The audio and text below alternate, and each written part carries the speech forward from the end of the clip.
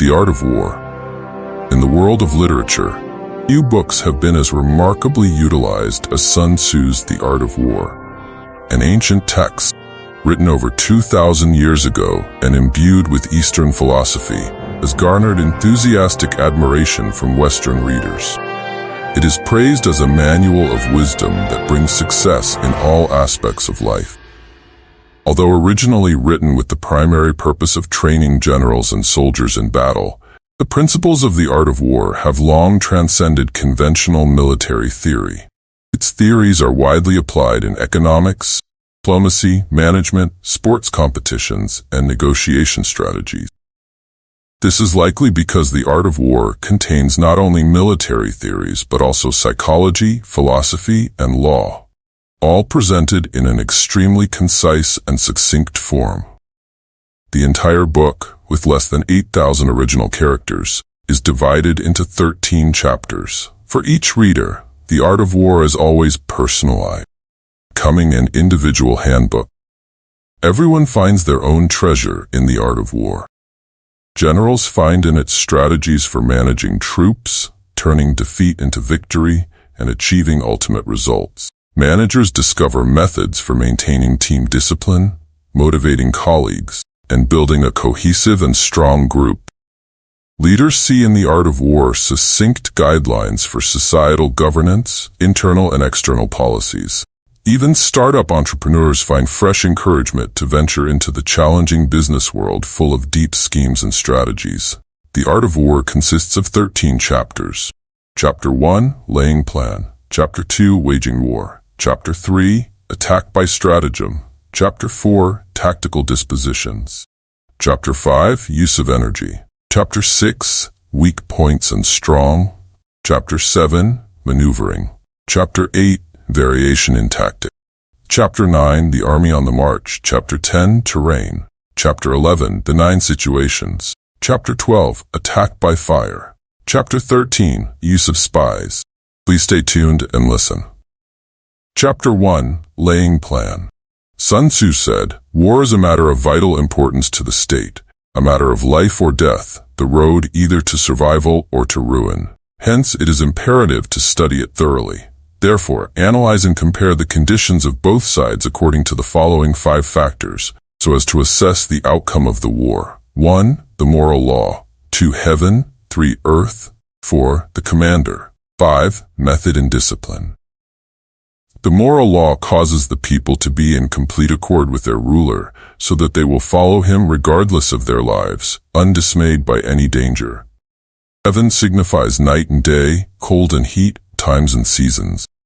Earth comprises distances, great and small, danger and security, open ground and narrow passes, the chances of life and death. The commander stands for the virtues of wisdom, sincerity, benevolence, courage, and strictness. By method and discipline are to be understood the marshalling of the army in its proper subdivisions, graduations of rank among the officers, the maintenance of roads by which supplies may reach the army, and the control of military expenditure. These 5 heads should be familiar to every general. He who knows them will be victorious. He who knows them not will fail. Therefore, in your deliberations, when seeking to determine the military conditions, let them be made the basis of a comparison, in this wise. 1. Which of the 2 sovereigns is imbued with the moral law? 2. Which of the 2 generals has the most ability? 3. With whom lie the advantages derived from heaven and earth? 4. On which side is discipline most rigorously enforced? 5. Which army is stronger? 6. On which side are officers and men more highly trained? 7. In which army is there the greater constancy both in reward and punishment? By means of these 7 considerations, I can forecast victory or defeat. The general who hearkens to my counsel and acts upon it will conquer. Let such a one be retained in command.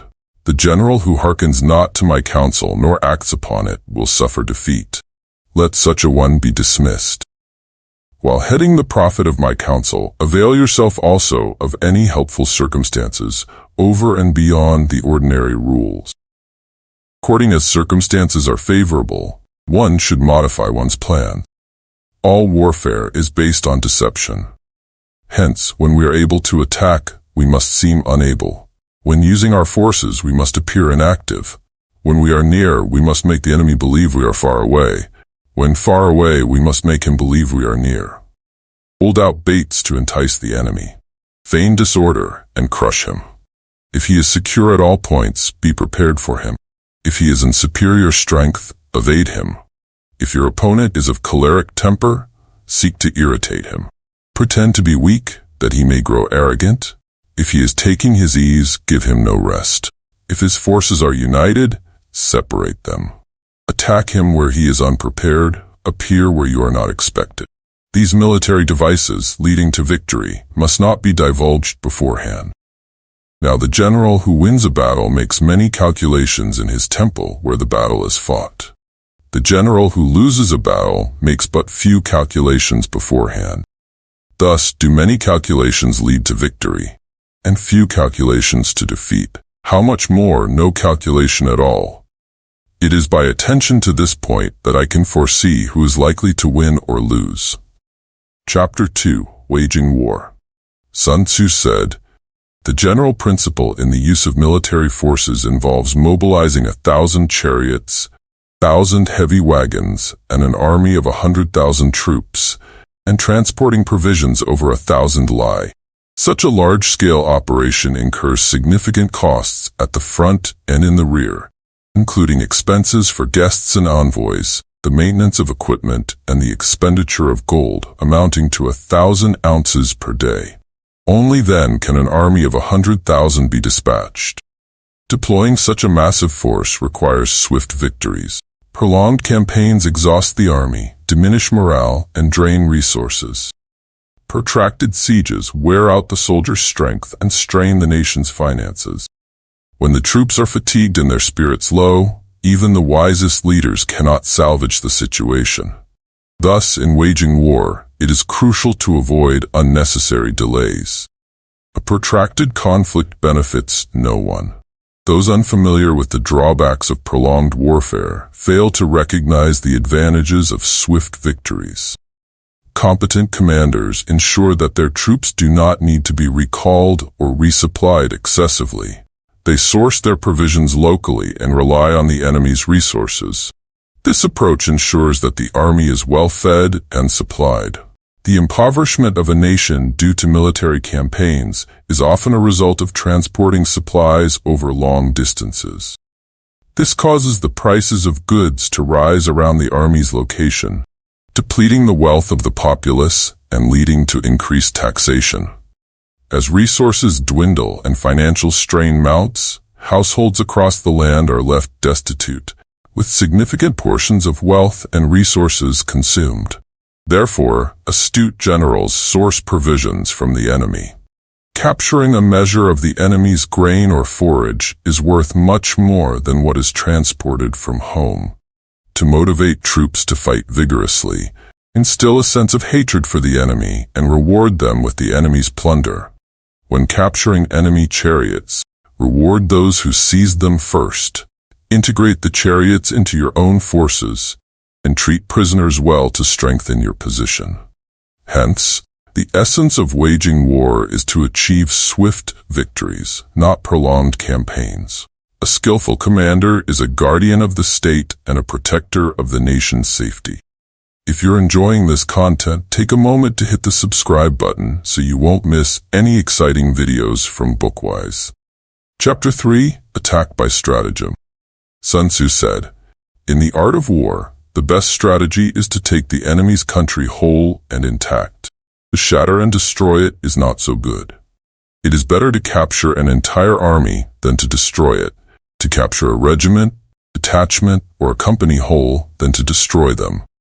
Hence, to fight and conquer in all your battles is not supreme excellence.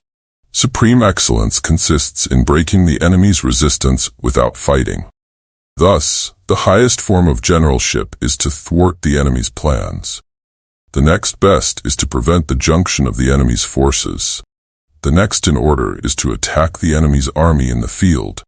And the worst policy of all is to besiege walled cities. The rule is, not to besiege walled cities if it can possibly be avoided. Preparation of mantlets, movable shelters, and various implements of war will take up 3 whole months, and the piling up of mounds over against the walls will take 3 months more. The general, unable to control his irritation, will launch his men to the assault like swarming ants, with the result that 1/3 of his men are slain, while the town still remains untaken. Such are the disastrous effects of a siege. Therefore, the skillful leader subdues the enemy's troops without any fighting. He captures their cities without laying siege to them. He overthrows their kingdom without lengthy operations in the field. With his forces intact, he will dispute the mastery of the empire, and thus, without losing a man, his triumph will be complete. This is the method of attacking by stratagem. It is the rule in war: if our forces are 10 to the enemy's 1, to surround him; if 5 to 1, to attack him; if twice as numerous, to divide our army into 2. If equally matched, we can offer battle; if slightly inferior in numbers, we can avoid the enemy; quite unequal in every way, we can flee from him. Hence, though an obstinate fight may be made by a small force, in the end it must be captured by the larger force. Now the general is the bulwark of the state. If the bulwark is complete at all points, the state will be strong. If the bulwark is defective, the state will be weak. There are 3 ways in which a ruler can bring misfortune upon his army: by commanding the army to advance or to retreat, being ignorant of the fact that it cannot obey.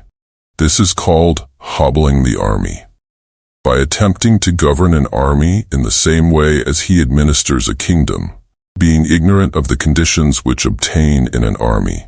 This causes restlessness in the soldiers' minds.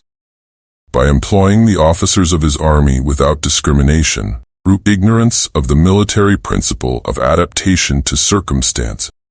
This shakes the confidence of the soldiers. But when the army is restless and distrustful, trouble is sure to come from the other feudal princes. This is simply bringing anarchy into the army and flinging victory away. Thus we may know that there are 5 essentials for victory. He will win who knows when to fight and when not to fight. He will win who knows how to handle both superior and inferior forces. He will win whose army is animated by the same spirit throughout all its ranks. He will win who, prepared himself, waits to take the enemy unprepared. He will win who has military capacity and is not interfered with by the sovereign. Hence the saying, if you know the enemy and know yourself, you need not fear the result of 100 battles. If you know yourself but not the enemy, for every victory gained, you will also suffer a defeat. If you know neither the enemy nor yourself, you will succumb in every battle. Chapter 4. Tactical Disposition. Sun Tzu said, "The good fighters of old first put themselves beyond the possibility of defeat, and then waited for an opportunity of defeating the enemy. To secure ourselves against defeat lies in our own hands, but the opportunity of defeating the enemy is provided by the enemy himself. Thus the good fighter is able to secure himself against defeat, but cannot make certain of defeating the enemy." Hence the saying, "One may know how to conquer without being able to do it." Security against defeat implies defensive tactics. Ability to defeat the enemy means taking the offensive. Standing on the defensive indicates insufficient strength. Attacking, a superabundance of strength. The general who is skilled in defense hides in the most secret recesses of the earth. He who is skilled in attack flashes forth from the topmost heights of heaven. Thus, on the one hand, we have the ability to protect ourselves. On the other, a victory that is complete. To see victory only when it is within the ken of the common herd is not the acme of excellence. Neither is it the acme of excellence if you fight and conquer, and the whole empire says, "Well done." To lift an autumn hair is no sign of great strength. To see the sun and moon is no sign of sharp sight. To hear the noise of thunder is no sign of a quick ear. What the ancients called a clever fighter is one who not only wins, but excels in winning with ease. Hence his victories bring him neither reputation for wisdom nor credit for courage. He wins his battles by making no mistake. Making no mistakes is what establishes the certainty of victory, for it means conquering an enemy that is already defeated. Hence the skillful fighter puts himself into a position which makes defeat impossible, and does not miss the moment for defeating the enemy. Thus it is that in war, the victorious strategist only seeks battle after the victory has been won, whereas he who is destined to defeat first fights and afterwards looks for victory. The consummate leader cultivates the moral law and strictly adheres to method and discipline. Thus it is in his power to control success. In respect of military method, we have, firstly, measurement, secondly, estimation of quantity, thirdly, calculation, fourthly, balancing of chances, fifthly, victory. Measurement owes its existence to earth, estimation of quantity to measurement, calculation to estimation of quantity, balancing of chances to calculation, and victory to balancing of chances. A victorious army opposed to a routed one is as a pound's weight placed in the scale against a single grain. The onrush of a conquering force is like the bursting of pent-up waters into a chasm 1,000 fathoms deep. Chapter 5. Energy. Sun Tzu said, "Control of a large force is the same principle as the control of a few men. It is merely a question of dividing up their numbers." Fighting with a large army under your command is nowise different from fighting with a small one. It is merely a question of instituting signs and signals to ensure that your whole host may withstand the brunt of the enemy's attack and remain unshaken. This is effected by maneuvers direct and indirect. That the impact of your army may be like a grindstone dashed against an egg, this is effected by the science of weak points and strong. In all fighting, the direct method may be used for joining battle, but indirect methods will be needed in order to secure victory. Indirect tactics, efficiently applied, are inexhaustible as heaven and earth, unending as the flow of rivers and streams. Like the sun and moon, they end but to begin anew. Like the 4 seasons, they pass away to return once more. There are not more than 5 musical notes, yet the combinations of these 5 give rise to more melodies than can ever be heard. There are not more than 5 primary colors, blue, yellow, red, white, and black, yet in combination they produce more hues than can ever been seen. There are not more than 5 cardinal tastes, sour, acrid, salt, sweet, bitter, yet combinations of them yield more flavors than can ever be tasted. In battle, there are not more than 2 methods of attack, the direct and the indirect. Yet these 2 in combination give rise to an endless series of maneuvers. The direct and the indirect lead on to each other in turn. It is like moving in a circle. You never come to an end. Who can exhaust the possibilities of their combination? Onset of troops is like the rush of a torrent which will even roll stones along in its course. The quality of decision is like the well-timed swoop of a falcon, which enables it to strike and destroy its victim. Therefore, the good fighter will be terrible in his onset, and prompt in his decision. Energy may be likened to the bending of a crossbow, decision to the releasing of a trigger. Amid the turmoil and tumult of battle, there may be seeming disorder, and yet no real disorder at all. Amid confusion and chaos, your array may be without head or tail, yet it will be proof against defeat. Simulated disorder postulates perfect discipline. Simulated fear postulates courage. Simulated weakness postulates strength. Hiding order beneath the cloak of disorder is simply a question of subdivision. Concealing courage under a show of timidity presupposes a fund of latent energy. Masking strength with weakness is to be effected by tactical dispositions. Thus, one who is skillful at keeping the enemy on the move maintains deceitful appearances, according to which the enemy will act. He sacrifices something, that the enemy may snatch at it. By holding out baits, he keeps him on the march. Then, with a body of picked men, he lies in wait for him. The clever combatant looks to the effect of combined energy and does not require too much from individuals. Hence his ability to pick out the right men and utilize combined energy. When he utilizes combined energy, his fighting men become as it were like unto rolling logs or stones. For it is the nature of a log or stone to remain motionless on level ground, and to move when on a slope, if four-cornered to come to a standstill, but if round-shaped, to go rolling down.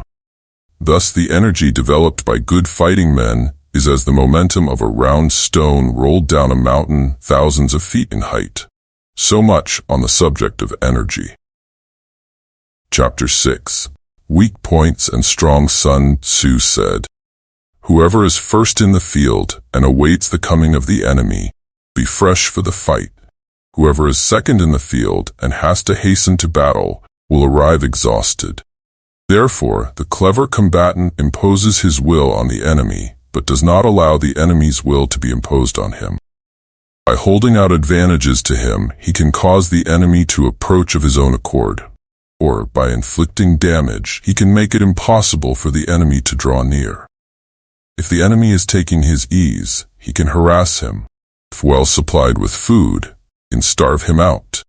Quietly encamped, he can force him to move. Appear at points which the enemy must hasten to defend. March swiftly to places where you are not expected. An army may march great distances without distress. It marches through country where the enemy is not. You can be sure of succeeding in your attacks if you only attack places which are undefended. You can ensure the safety of your defense. You only hold positions that cannot be attacked. Hence that general is skillful in attack whose opponent does not know what to defend, and he is skillful in defense whose opponent does not know what to attack. O divine art of subtlety and secrecy! Through you we learn to be invisible, through you inaudible, and hence we can hold the enemy's fate in our hands. You may advance and be absolutely irresistible if you make for the enemy's weak points.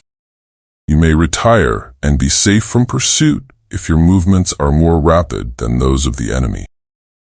If we wish to fight, the enemy can be forced to an engagement even though he be sheltered behind a high rampart and a deep ditch. All we need do is attack some other place that he will be obliged to relieve. If we do not wish to fight, we can prevent the enemy from engaging us, even though the lines of our encampment be merely traced out on the ground. All we need do is to throw something odd and unaccountable in his way. By discovering the enemy's dispositions and remaining invisible ourselves, we can keep our forces concentrated, while the enemy's must be divided. We can form a single united body, while the enemy must split up into fractions. Hence, there will be a whole pitted against separate parts of a whole, which means that we shall be many to the enemy's few. And if we are able thus to attack an inferior force with a superior one, our opponents will be in dire straits. The spot where we intend to fight must not be made known, for then the enemy will have to prepare against a possible attack at several different points, and his forces being thus distributed in many directions, the numbers we shall have to face at any given point will be proportionately few. For should the enemy strengthen his van, he will weaken his rear. Should he strengthen his rear, he will weaken his van. Should he strengthen his left, he will weaken his right. Should he strengthen his right, he will weaken his left. If he sends reinforcements everywhere, he will everywhere be weak. Numerical weakness comes from having to prepare against possible attacks. Numerical strength from compelling our adversary to make these preparations against us. Knowing the place and the time of the coming battle, we may concentrate from the greatest distances in order to fight. But if neither time nor place be known, then the left wing will be impotent to succor the right, the right equally impotent to succor the left, the van unable to relieve the rear, or the rear to support the van. How much more so, if the furthest portions of the army are anything under 100 li apart, and even the nearest are separated by several li. Though according to my estimate, the soldiers of you exceed our own in number, that shall advantage them nothing in the matter of victory. I say then that victory can be achieved. Though the enemy be stronger in numbers, we may prevent him from fighting, scheme so as to discover his plans and the likelihood of their success, rouse him, and learn the principle of his activity or inactivity, force him to reveal himself so as to find out his vulnerable spots. Carefully compare the opposing army with your own, so that you may know where strength is superabundant and where it is deficient. In making tactical dispositions, the highest pitch you can attain is to conceal them. Conceal your disposition, and you will be safe from the prying of the subtlest spies, from the machinations of the wisest brains. How victory may be produced for them out of the enemy's own tactics, that is what the multitude cannot comprehend. All men can see the tactics whereby I conquer, but what none can see is the strategy out of which victory is evolved. Chapter 7. Maneuvering. Sun Tzu said, "In war, the general receives his commands from the sovereign, collects an army, and concentrates his forces. When in difficult country, do not encamp. In country where high roads intersect, join hands with your allies. Do not linger in dangerously isolated positions.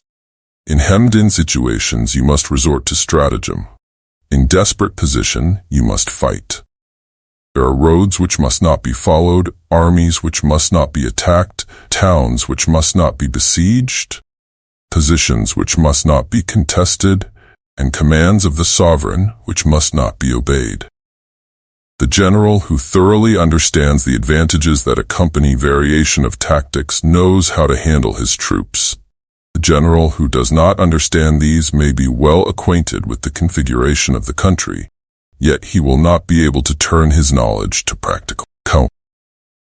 So, the student of war who is unversed in the art of varying his plans, even though he be acquainted with the 5 advantages, will fail to make the best use of his men. Hence, in the wise leader's plans, considerations of advantage and of disadvantage will be blended together.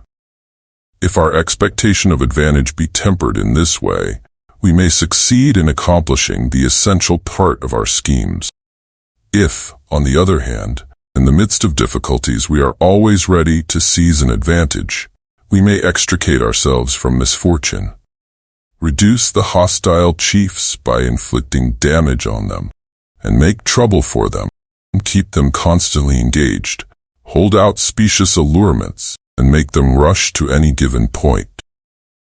The art of war teaches us to rely not on the likelihood of the enemy's not coming, but on our own readiness to receive him. Not on the chance of his not attacking, but rather on the fact that we have made our position unassailable. There are 5 dangerous faults which may affect a general. 1. Recklessness, which leads to destruction. 2. Cowardice, which leads to capture. 3. A hasty temper, which can be provoked by insults. 4. A delicacy of honor, which is sensitive to shame. 5. Over-solicitude for his men, which exposes him to worry and trouble. These are the 5 besetting sins of a general, ruinous to the conduct of war. When an army is overthrown and its leader slain, cause will surely be found among these 5 dangerous faults. Let them be a subject of meditation. Chapter 8. Variations in Tactics. Sun Tzu said, "In war, the general receives his commands from the sovereign, assembles the troops and organizes the army and its supplies, weapons, equipment, food, money, etc. When campaigning in unfavorable terrain, do not encamp. In terrain with intersecting highways, ally with neighboring states. In isolated positions, do not linger. In encircled positions, strategize. In desperate situations, fight to the death. There are roads which must not be followed, armies which must not be attacked, cities which must not be besieged, positions which must not be contested, and commands of the sovereign which must not be obeyed." The general who thoroughly understands the advantages that accompany variation of tactics knows how to handle his troops. The general who does not understand these may be well acquainted with the configuration of the country, yet he will not be able to turn his knowledge to practical account. Hence, in the wise leader's plans, considerations of advantage and of disadvantage will be blended together. When faced with an unfavorable situation, one must search for the advantage that will lead to success. When in a favorable situation, one must be aware of potential disadvantages and act to mitigate them. To subdue the feudal lords, strike at their weak points. To control their actions, compel them to undertake tasks they cannot refuse. To keep them in check, use incentives to lure them into your plan. The art of war teaches us to rely not on the likelihood of the enemy's not coming, but on our own readiness to receive him. Not on the chance of his not attacking, but rather on the fact that we have made our position unassailable. There are 5 dangerous faults which may affect a general. 1. Recklessness, which leads to destruction. 2. Cowardice, which leads to capture. 3. Hasty temper, which can be provoked by insults. 4. A delicacy of honor which is sensitive to shame. 5. Over-solicitude for his men, which exposes him to worry and trouble. These are the 5 besetting sins of a general, ruinous to the conduct of war.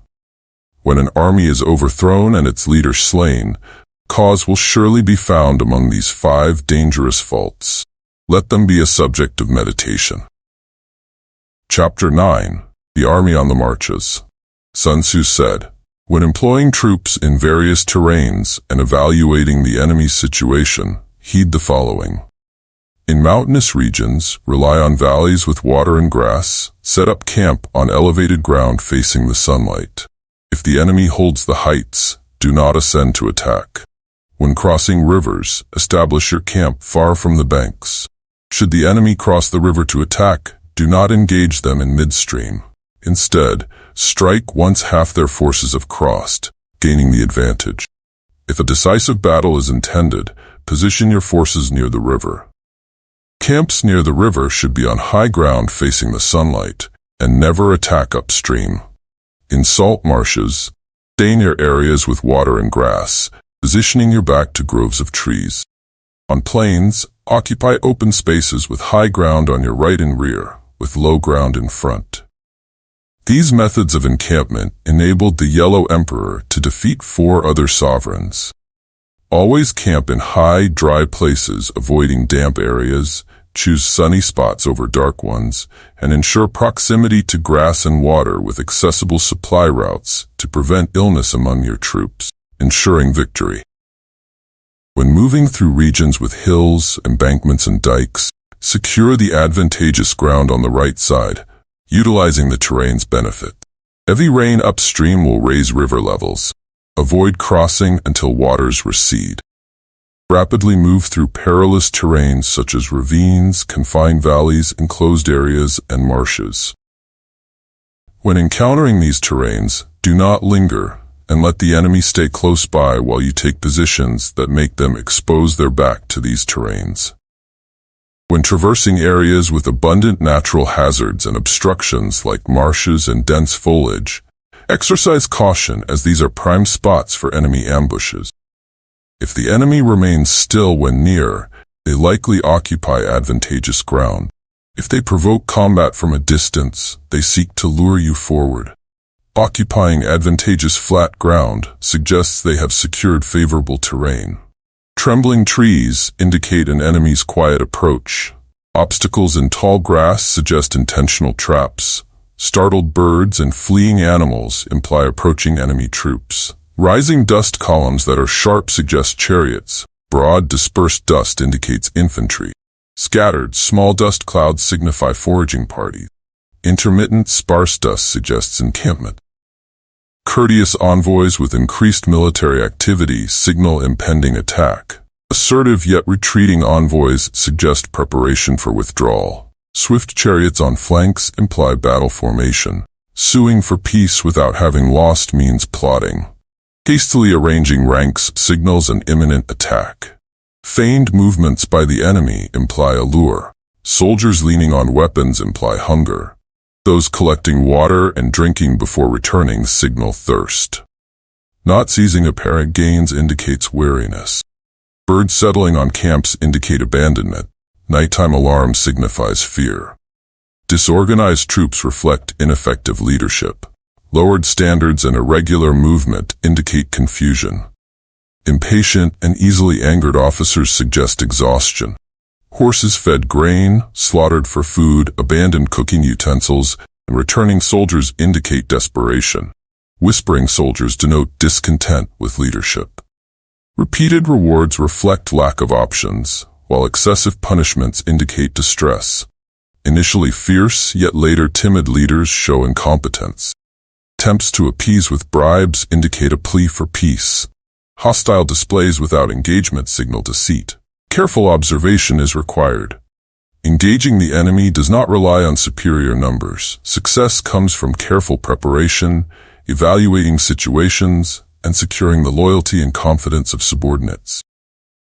Failing to foresee the enemy's strength and underestimating them results in capture. Imposing authority without first gaining soldiers' trust leads to disobedience. If soldiers do not respect their leader, they will be difficult to command. Trust must precede discipline. Otherwise, soldiers remain uncontrollable. Therefore, blend leniency with strict discipline to foster unity and compliance among troops. Strict yet just orders ensure soldiers' obedience, leading to harmonious relations between leaders and followers. Chapter 10, Terrain. Sun Tzu said, terrain can be classified into 6 types: accessible, entangling, temporizing, narrow passes, precipitous heights, and positions at a great distance from the enemy. Accessible terrain is where both sides can come and go freely. On such terrain, he who first takes high sunny positions and ensures the line of supplies is secured can fight advantageously. Entangling terrain is where one can enter but not easily exit. On such terrain, if the enemy is unprepared, one can attack and win. But if the enemy is prepared, it will be difficult to retreat and will be disadvantageous. Temporizing terrain is where neither side gains any advantage by making the first move. On such terrain, even if the enemy offers bait, it is better to retreat and avoid combat. When the enemy advances halfway, strike and gain the advantage. Narrow passes are where the terrain constrains movement. On such terrain, take control of the pass and wait for the enemy. The enemy occupies the pass first. Do not attack if they have strong defenses. Their defenses are weak, and advance and engage. Precipitous heights are places of steep terrain.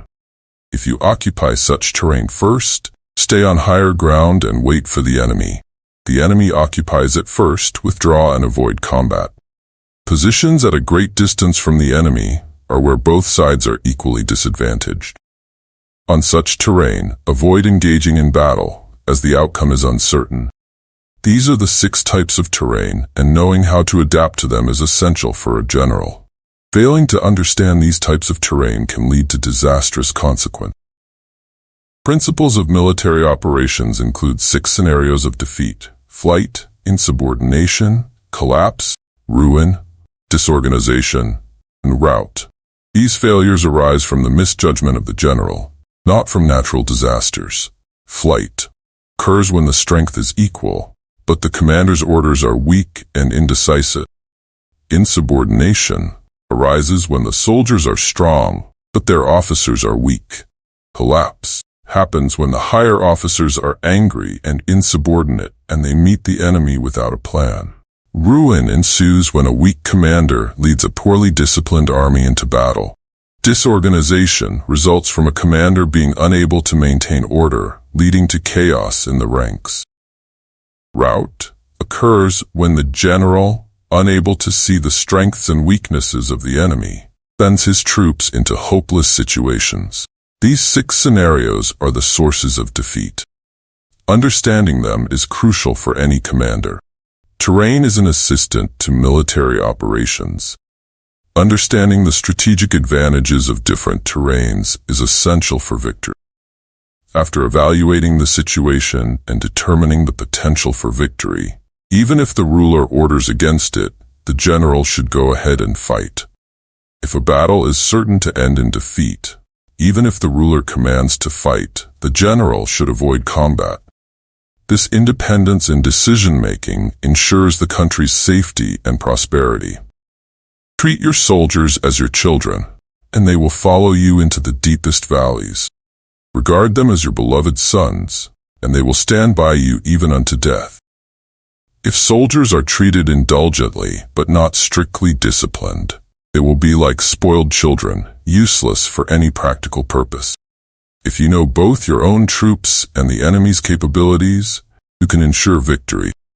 If you know the enemy's capabilities, but not your own troops, your chances of victory are half. If you know neither your own troops nor the enemy's, you will succumb in every battle. The true art of war is in adapting to the ever-changing circumstances of the battlefield, achieving victory through strategic flexibility and understanding the environment in which you operate. Knowing your own strengths and weaknesses, as well as those of your enemy, ensures that you can engage in battle without fear of. Chapter 11. The 9 Situations. Sun Tzu said, "In the art of war, there are 9 varieties of ground. 1. Dispersive ground. When a chieftain is fighting in his own territory, it is dispersive ground.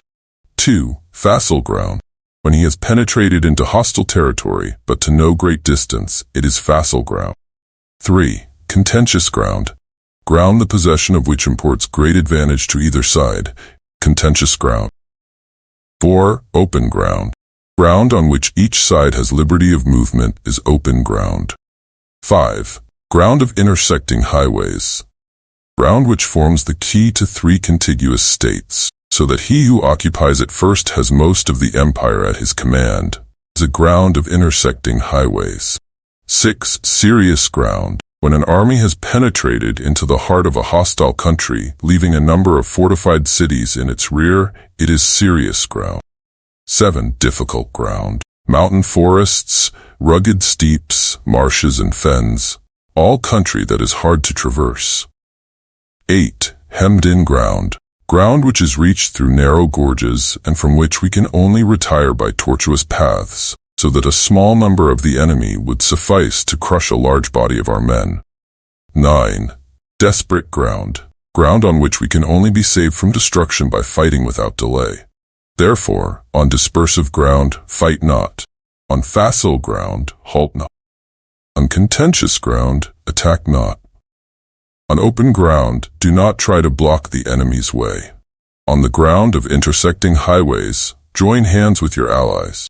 On serious ground, gather and plunder. On difficult ground, keep steadily on the march. On hemmed-in ground, resort to stratagem. On desperate ground, fight. The skillful leader of old knew how to drive a wedge between the enemy's front and rear, to prevent cooperation between his large and small divisions, to hinder the good troops from rescuing the bad, the officers from rallying their men. When the enemy's men were united, they managed to keep them in disorder. When it was to their advantage, they made a forward move. When otherwise, they stopped still. If asked how to cope with a great host of the enemy in orderly array and on the point of marching to the attack, I should say, begin by seizing something which your opponent holds dear. Then he will be amenable to your will. Rapidity is the essence of war. Take advantage of the enemy's unreadiness, make your way by unexpected routes, and attack unguarded spots. Principles to be observed by an invading force are: further you penetrate into a country, the greater will be the solidarity of your troops, and thus the defenders will not prevail against you. Foraging on fertile country will supply your army with food. Carefully study the well-being of your men, and do not overtax them. Concentrate your energy and hoard your strength. Keep your army continually on the move, and devise unfathomable plans. Throw your soldiers into positions whence there is no escape, and they will prefer death to flight. If they will face death, there is nothing they may not achieve. Officers and men alike will put forth their uttermost strength. Soldiers, when in desperate straits, lose the sense of fear. If there is no place of refuge, they will stand firm. If they are in hostile country, they will show a stubborn front. If there is no help for it, they will fight hard. Thus, without waiting to be marshaled, the soldiers will be constantly on the qui-vive. Without waiting to be asked, they will do your will. Without restrictions, they will be faithful. Without giving orders, they can be trusted. Prohibit the taking of omens and do away with superstitious doubts. Then, until death itself comes, no calamity need be feared.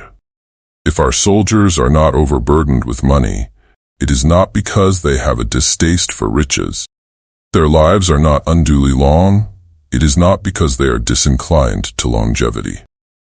On the day they are ordered out to battle, your soldiers may weep, those sitting up bedewing their garments, and those lying down letting the tears run down their cheeks. But let them once be brought to bay, and they will display the courage of a Chu or a Kue. The skillful tactician may be likened to the Shuai-jan. Now the Shuai-jan is a snake that is found in the Chan Mountains. Strike at its head, and you will be attacked by its tail. Strike at its tail, and you will be attacked by its head. Strike at its middle, and you will be attacked by head and tail both. Asked if an army can be made to imitate such a snake, I should answer, yes. For the men of Wu and the men of Yue are enemies. Yet if they are crossing a river in the same boat and are caught by a storm, they will come to each other's assistance just as the left hand helps the right. Hence it is not enough to put one's trust in the tethering of horses and the burying of chariot wheels in the ground. Principle on which to manage an army is to set up one standard of courage which all must reach.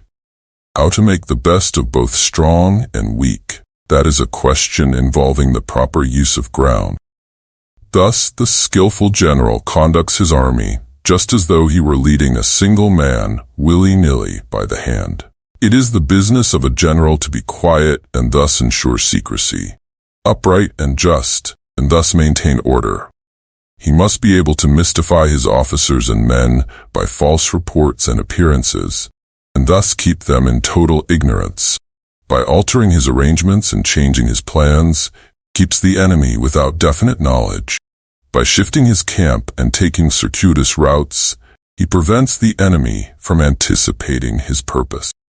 At the critical moment, the leader of an army acts like one who has climbed up a height and then kicks away the ladder behind him. Carries his men deep into hostile territory before he shows his hand. He burns his boats behind him and breaks his cooking pot. Like a shepherd driving a flock of sheep, he drives his men this way and that, and nothing knows whither he is going.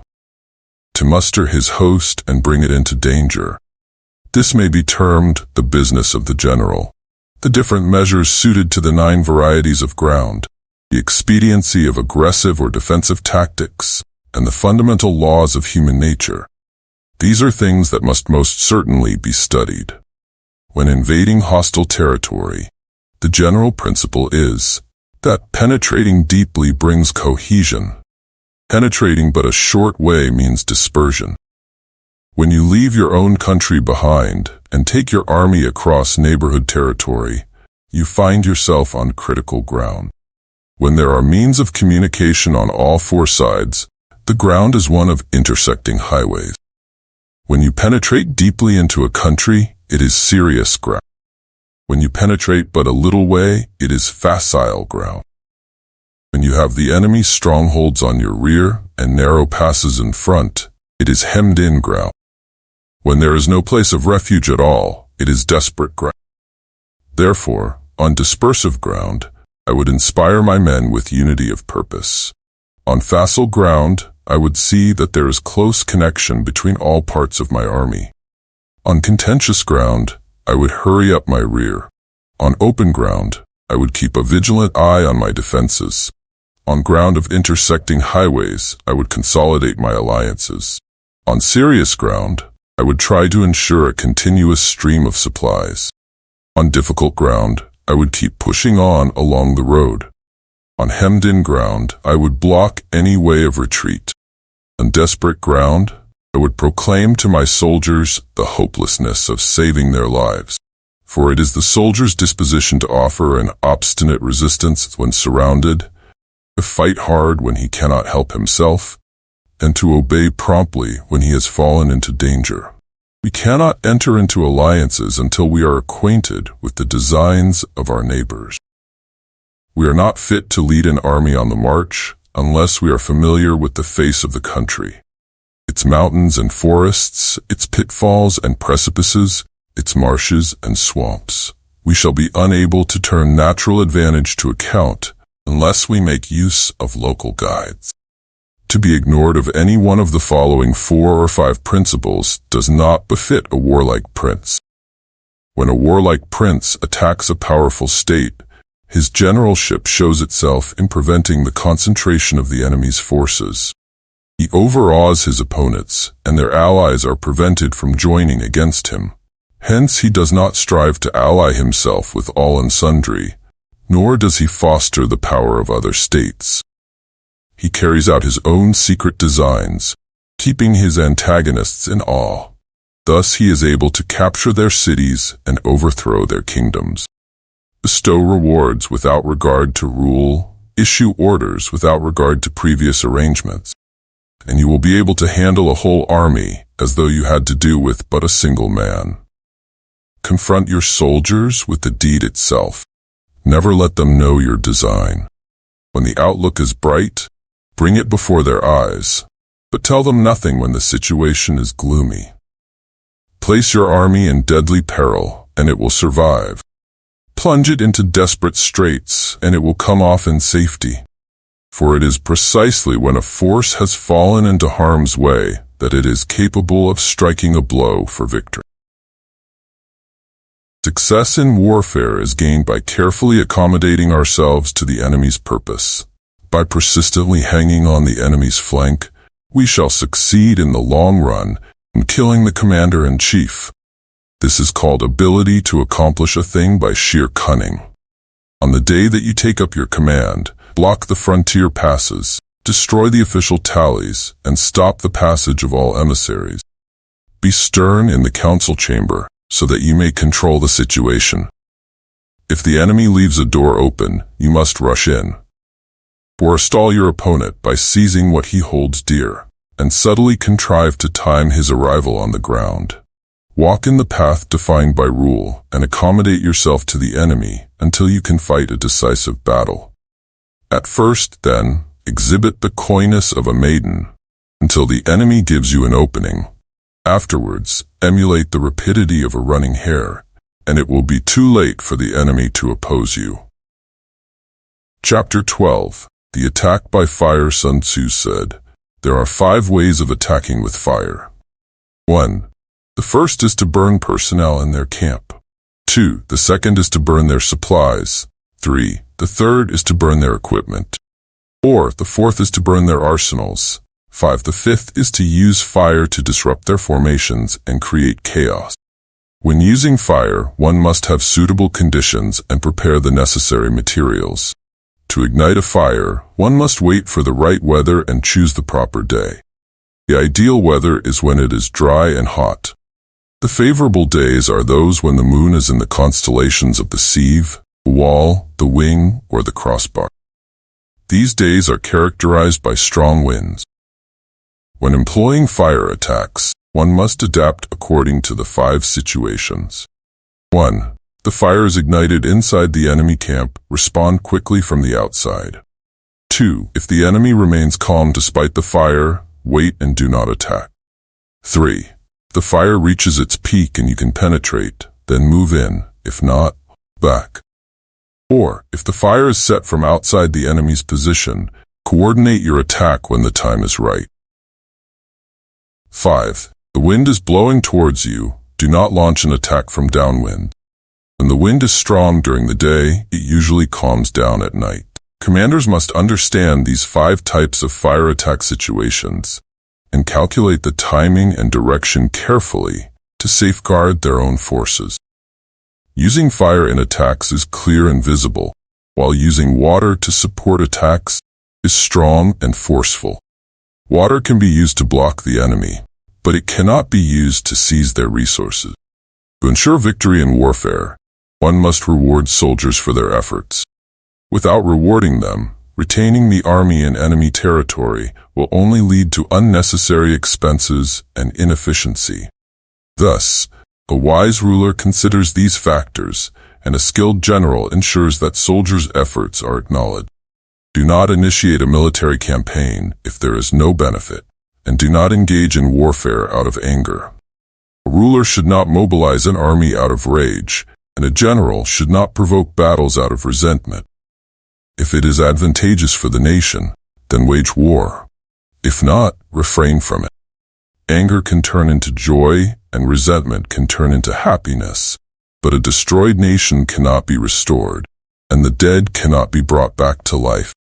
Therefore, a wise ruler and a skilled general must be cautious and avoid rash decisions. This is the way to preserve the state and maintain the army's strength. Chapter 13. The use of spies. Sun Tzu said, "Raising an army of 100,000 soldiers and deploying them over a great distance incurs immense expenses, including the contributions from the public, and every day costs thousands of taels of silver. Both internal and external operations will cause commotion, resulting in hardships for the people who have to support the military, neglecting their agricultural work, and creating additional burdens for the households.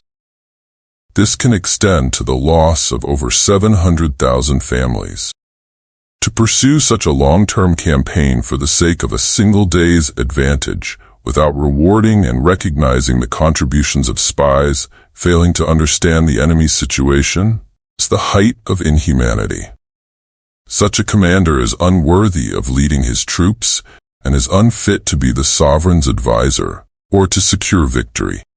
Hence, enlightened rulers and wise generals who are able to achieve extraordinary success and surpass ordinary men do so because they have foreknowledge of the enemy's condition.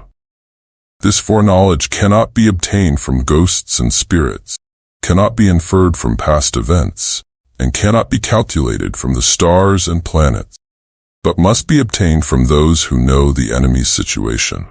There are 5 classes of spies. 1. Local spies, employing inhabitants of the district. 2. Inward spies, employing officials of the enemy. 3. Converted spies, employing the enemy's spies. 4. Doomed spies, using our own spies for deception. 5. Surviving spies, those who return with information. When these 5 types of spies are all at work, none can discover the secret system. This is called the divine manipulation of the threads. It is the sovereign's most precious faculty.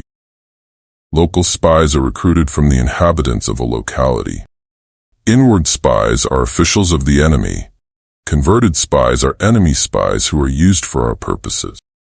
Doomed spies are given false information to mislead the enemy. Surviving spies return with their information. Of all those in the army close to the commander, none is more intimate than the spies. None are more generously rewarded.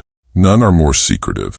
They cannot be used by those who are not wise and shrewd. They cannot be properly managed without benevolence and straightforwardness. Without subtle ingenuity of mind, one cannot make certain of the truth of their reports.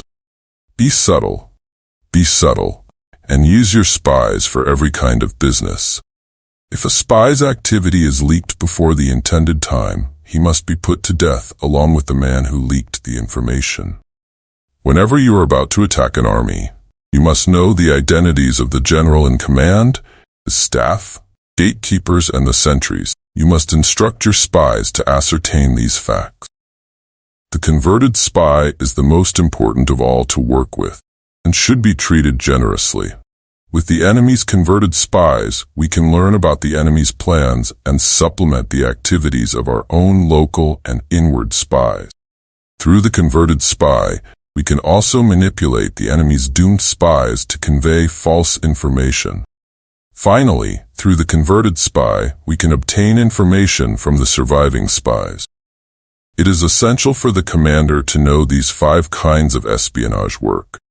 This knowledge depends on the converted spy, and so the converted spy must be treated with the utmost generosity. Ancient examples include Yi Yin, who served under the Shang dynasty and later spied on the Xia dynasty, and Liu Ya, who served under the Zhou dynasty and spied on the Shang dynasty. Only the enlightened ruler and the wise general who can use the highest intelligence for espionage will achieve great results. This is essential for military operations, and the whole army relies on it, every move. Thank you for watching Bookwise. Don't forget to like, share, and subscribe to the channel so you won't miss any upcoming videos. Let's explore the world of knowledge through the pages of books together. Goodbye, and see you in the next videos.